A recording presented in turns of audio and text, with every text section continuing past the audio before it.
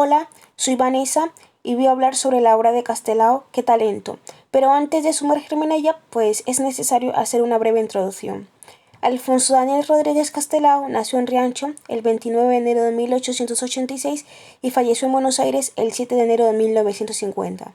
Desde siempre ha formado parte de la reivindicación social de la lengua gallega y esto lo observamos en el Rexurdimento, un movimiento cultural que revitalizó la lengua y la literatura gallega en el siglo XIX, después de un periodo de decadencia conocido como los séculos oscuros. Castelao se inspiró en algunos autores del Rexurdimento, como Rosalía de Castro, Eduardo Pondal o Manuel Curros Enríquez, y contribuyó a la normalización y el prestigio del gallego como medio de expresión artística, política y social. Esta forma de protesta también la podemos asociar a otros contextos, como la crisis de la Restauración, donde se opuso a este régimen uniéndose al movimiento agrarista Acción Gallega y las Hermandades da Fala, que defendía la autonomía y la identidad de Galicia. Estas reivindicaciones las podemos ver también en la Segunda República, régimen político que se instauró en España tras la caída de la monarquía en 1931. Participó activamente en la vida política republicana y fue diputado por el Partido Galeguista, que impulsó el Estatuto de Autonomía de Galicia. Castelao defendió los derechos de los campesinos, de las mujeres y de las minorías nacionales y se opuso al fascismo y al centralismo. Por último, tenemos la Guerra Civil, que fue un conflicto bélico que enfrentó a los partidos de la República con los sublevados contra el gobierno legítimo liderados por el general Franco entre 1936 y 1939. Castelao se mantuvo fiel a la República y colaboró con el gobierno en el exilio, abandonando el país primero a Nueva York y después a Argentina.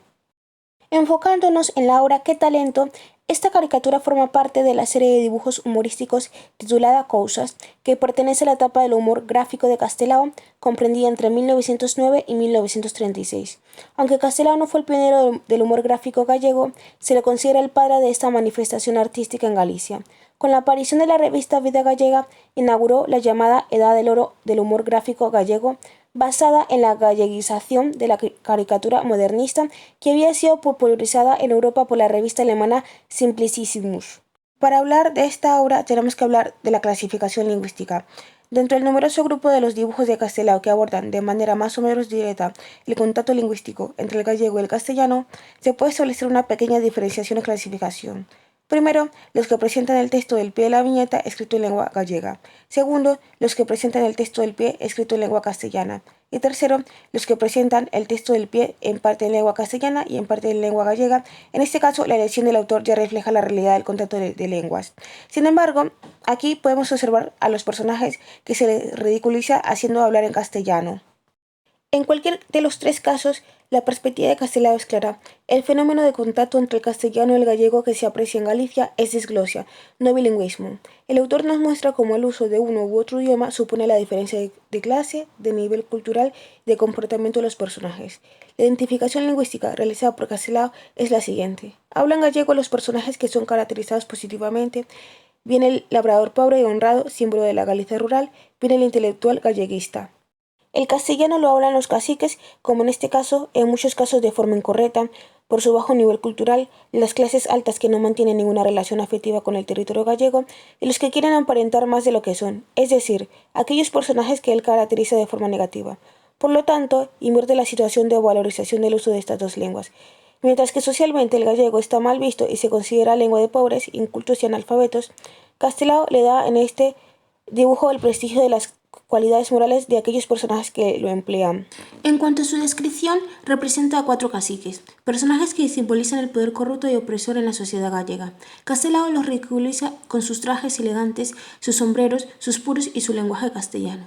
La tipología es muy diferente a las representaciones de los campesinos más naturalistas en sus facciones. El título, ¡Qué talento!, es irónico y alude a la frase que decían los caciques. Yo digo que los caciques no son representantes del gobierno. El gobierno es el representante de los caciques. Con esta obra, Castelao denuncia la situación de injusticia y desigualdad que sufría el pueblo gallego, expresando su desconfianza hacia la política oficial.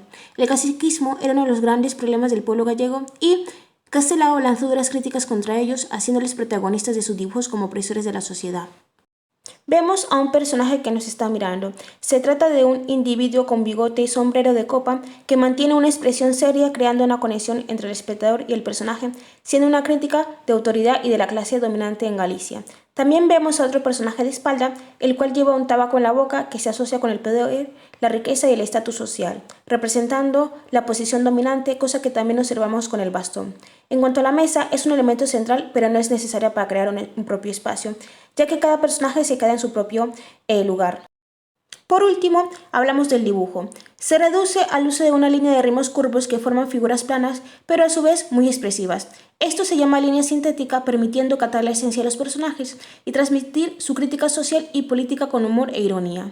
La línea modernista es una técnica de dibujo que se caracteriza por el uso de líneas onduladas y orgánicas, imitando las formas de la naturaleza, dando un aspecto elegante y decorativo a las obras. Sin embargo, la línea sintética de Castelao no llega a ser modernista porque tiene una esencia de profundidad de planos y ausencia de color, pero Castelao utiliza el contraste entre el blanco y el negro para crear un efecto dramático y resaltar los rasgos de los personajes.